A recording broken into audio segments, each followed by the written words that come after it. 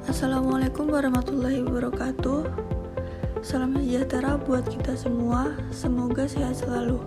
Kami selaku mahasiswa dari Universitas Muhammadiyah Surakarta ingin membuka presentasi dengan topik metode harga pokok proses pengantar yang diampu oleh Bapak Mahmeru selaku dosen mata kuliah akuntansi biaya. Tak lupa kita panjatkan doa kepada kehadirat Allah Subhanahu wa Ta'ala yang atas limpahan rezekinya. Sebelumnya, kami ingin memperkenalkan nama-nama kelompok. Saya sendiri Devianisa Ramadhani dengan NIM B200-200-227, Arifah Nurjana NIM B200-200-229, Ida Ristianti NIM B200-200-230, dan Susanti dengan NIM B200-200-252. Karakteristik metode harga pokok proses. Metode pengumpulan biaya produksi ditentukan oleh karakteristik proses produk perusahaan. Dalam perusahaan yang berproduksi massa, karakteristik produksinya adalah sebagai berikut. Yang pertama, produk yang dihasilkan merupakan produk standar. Yang kedua, produk yang dihasilkan dari bulan ke bulan adalah sama. Yang ketiga, kegiatan produksi dimulai dengan diterbitkannya perintah produksi yang berisi rencana produksi produk standar untuk jangka waktu tertentu.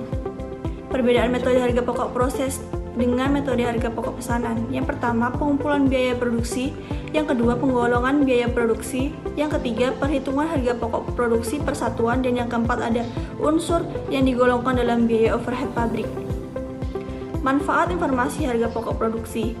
Dalam perusahaan yang berproduksi massa, informasi harga pokok produksi yang dihitung untuk jangka waktu tertentu bermanfaat bagi manajemen, yaitu yang pertama, menentukan harga pokok jual produksi.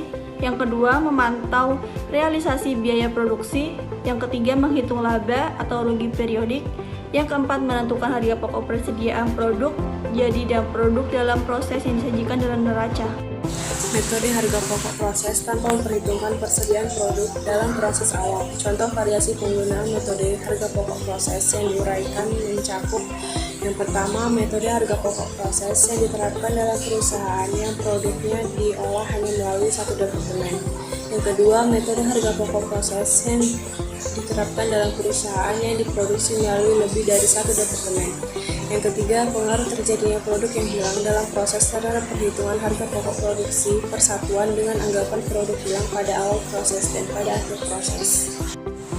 Pengaruh terjadinya produk yang hilang dalam proses terhadap perhitungan harga pokok proses.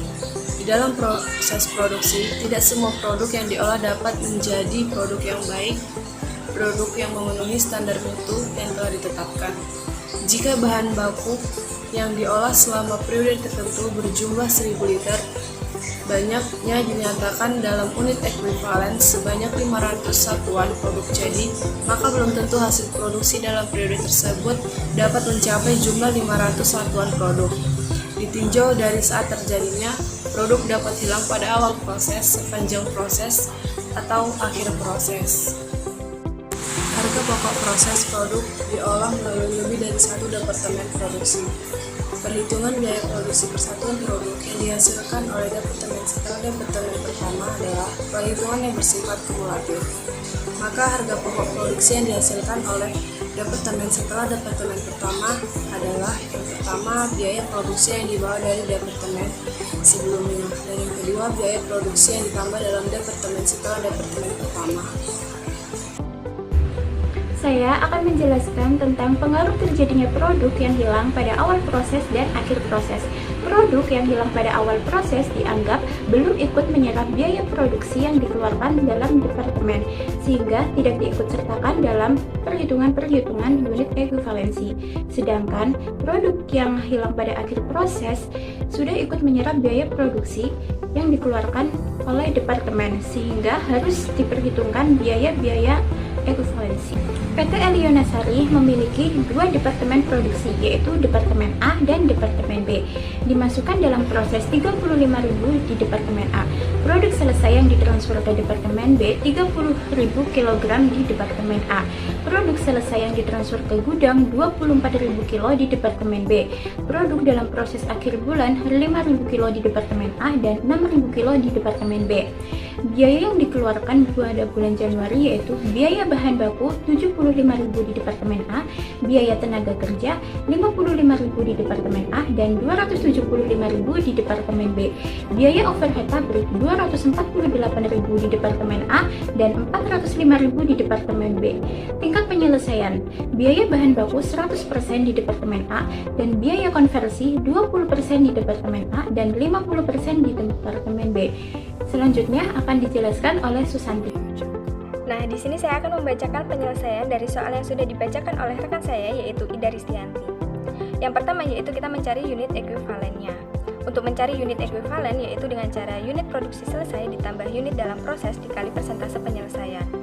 Nah, untuk Departemen A yaitu biaya bahan baku sama dengan 30.000 ditambah 5.000 dikali 100% sama dengan 35.000. Untuk biaya tenaga kerja yaitu 30.000 ditambah 5.000 dikali 20% sama dengan 31.000. Dan biaya overhead pabrik yaitu 30.000 ditambah 5.000 ditambah 20% sama dengan 31.000. Nah, selanjutnya yaitu Departemen B. Untuk Departemen B yaitu biaya tenaga kerja sama dengan 24.000 ditambah 6.000 dikali 50% sama dengan 27.000. Untuk biaya overhead pabrik yaitu 24.000 ditambah 6.000 dikali 50% sama dengan 27.000. Nah, selanjutnya yaitu biaya dibebankan di Departemen A. Dari tabel tersebut, kita dapat mencari perhitungan biayanya yaitu harga pokok produk jadi yang ditransfer ke Departemen B yaitu 30.000 kg dikali Rp15 sama dengan Rp450.000. Harga pokok produk dalam proses akhir yaitu biaya bahan baku 100% dikali 5.000 dikali Rp2 sama dengan Rp10.000. Biaya tenaga kerja yaitu 20% dikali 5.000 dikali Rp5 sama dengan Rp5.000. Biaya overhead pabrik yaitu 20% dikali 5.000 dikali Rp8 sama dengan Rp8.000. Totalnya yaitu Rp23.000. Jumlah dari biaya produk Departemen A yaitu 450.000 ditambah 23.000 sama dengan 473.000. Selanjutnya yaitu biaya dibebankan di Departemen B.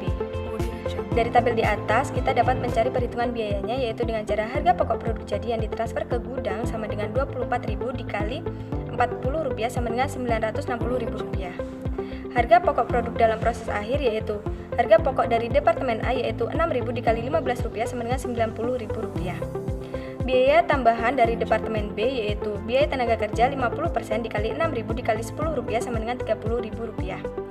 Biaya overhead pabrik yaitu 50% dikali Rp6.000 dikali Rp15 sama dengan Rp45.000. Total harga pokok produk dalam proses Departemen B yaitu Rp165.000. Jumlah biaya dari produksi Departemen B Januari 20 X1 sama dengan 960.000 ditambah 165.000 sama dengan 1.125.000. Mungkin hanya itu yang dapat kelompok kami sampaikan. Apabila ada kesalahan mohon dimaafkan. Sekian, terima kasih. Wassalamualaikum warahmatullahi wabarakatuh.